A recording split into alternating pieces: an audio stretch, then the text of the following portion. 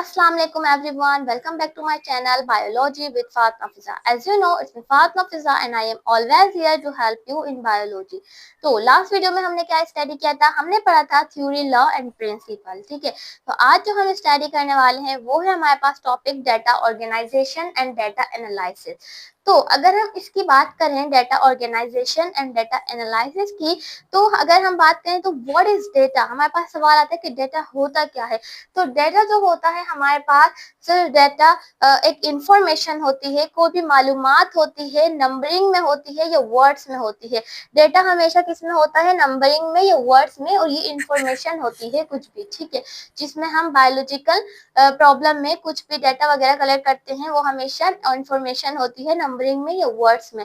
तो ये होता है हमारे पास data, data organisation and data analysis. Data organise करते हैं हम इसके अंदर और डेटा एनालाइज करते हैं। ठीक है, तो अब हम चलते हैं, सबसे पहले हम पढ़ते हैं डेटा ऑर्गेनाइजेशन और फिर हम उसको देखते हैं।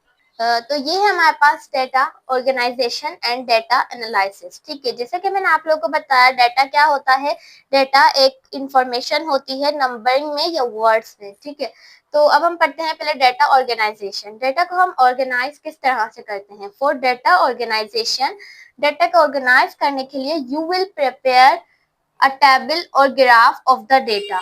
सब डेटा को ऑर्गेनाइज करने के लिए हमें किस चीज की जरूरत होती है, हम क्या करते हैं, डेटा हमेशा हम टेबल, डेटा को ऑर्गेनाइज करने के लिए हम हमेशा टेबल यूज करते हैं या फिर ग्राफ में डेटा बनाते हैं।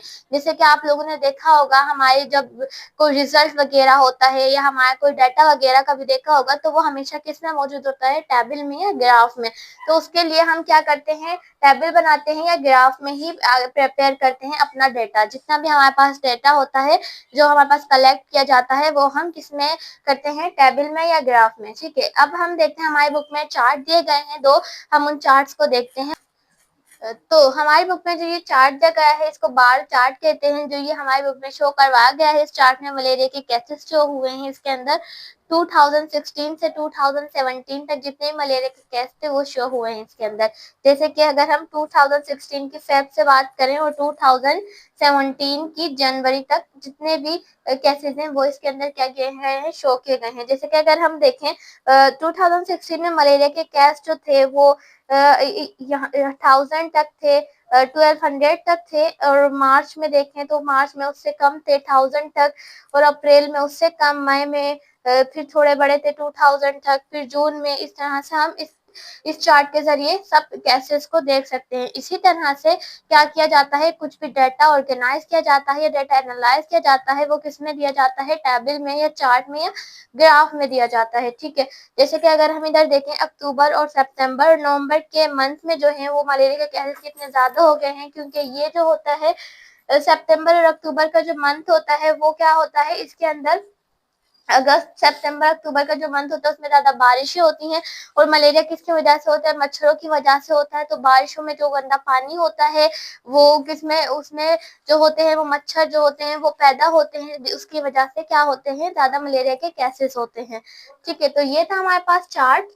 आगे हमारी बुक में एक और चार्ट दिया गया है जिसके अंदर कुछ डिजीज को दिखाया गया है कि कितने परसेंट वो डिजीज है पाकिस्तान में, 2006 में कितने परसेंट वो डिजीज थी पाकिस्तान में। ठीक है, तो अब हम देखते हैं उस चार्ट को, सेकंड चार्ट को, फिर हम चलते हैं डेटा एनालिसिस की तरफ और लेक्चर को एंड करेंगे। तो ये हमारे पास सेकंड पाई चार्ट, जिसे हम पाई चार्ट कहते हैं, जिसमें क्या शो कर रहा है कि ये इन्फेक्शियस डिजीजेस को शो कर रहा है पाकिस्तान में जो 2006 में हुई थी और कितने कितने परसेंट हुई थी, ये चार्ट पूरा उसको शो कर रहा है। अगर हम बात करें सबसे पहले इस डिजीज की, एक्यूट रेस्पिरेटरी इन्फेक्शन, इसका मतलब होता है एक्यूट का कि जो ऐसी डिजीज जो अचानक से हो जाए और अचानक से ही खत्म हो जाए। मतलब ऐसी डिजीज जो होती हैं जो एकदम से आ जाती है, एकदम से अचानक से हो जाती है बीमारी। ठीक है, और वो कुछ ही देर के लिए होती हैं, परमानेंट नहीं होती, कुछ देर के लिए होती हैं और फिर वो जल्दी से ही खत्म हो जाती हैं। ऐसी डिजीज को हम कहते हैं एक्यूट। तो वो एक्यूट रेस्पिरेटरी इन्फेक्शन जो थी वो कितने परसेंट थी, 2006 में 51% थी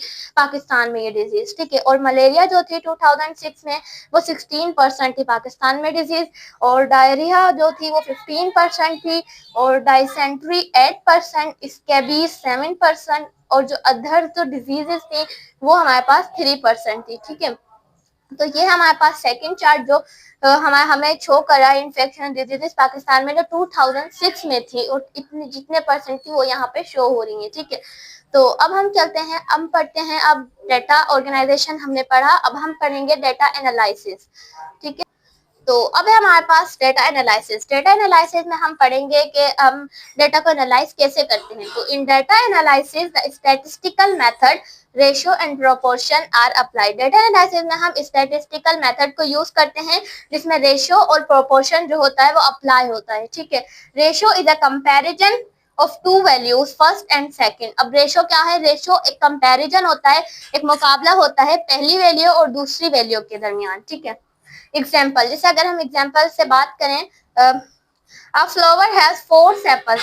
एक फ्लावर के पास 4 सेपल्स हैं एंड 12 पेटल्स। एक फ्लावर में कितनी सेपल्स हैं? 4 सेपल्स हैं एंड 12 पेटल्स है। The ratio of sepals to petals is 4:12। तो हम रेशियो में इस तरह से लिख सकते हैं कि सेपल्स और पेटल्स की जो रेशियो है वो कितना है? 4 और 12। ठीक है, 4 जो हमारे पास सेपल्स हैं और जो हमारे पास 12 है वो हमारे पास पेटल्स हैं। This ratio can also be expressed as an equivalent fraction 1 और 3। अब ये हम इस तरह से भी एक्सप्रेस हो सकता है, इस तरह से भी लिखा जा सकता है, ये 4, 12, 1 और 3। अब कैसे लिखा जा सकता है इस तरह से? अगर हम बात करें 4 3 12। ठीक है, तो ये हमारे पास क्या आ गया? 1 और 3। अब proportion is an equation stating that two ratios are equal. और प्रोपोर्शन हमारे पास क्या होती है? प्रोपोर्शन हमारे पास एक ऐसी इक्वेशन होती है जो जिसमें क्या होता है? टू रेशियोज हमेशा इक्वल होते हैं, वो क्या कहलाती है? हमारे पास प्रोपोर्शन कहलाती है। तो इसी लास्ट टॉपिक के साथ हम अपने लेक्चर को एंड करते हैं। तो मिलते हैं नेक्स्ट वीडियो में, जब तक के लिए अल्लाह हाफिज।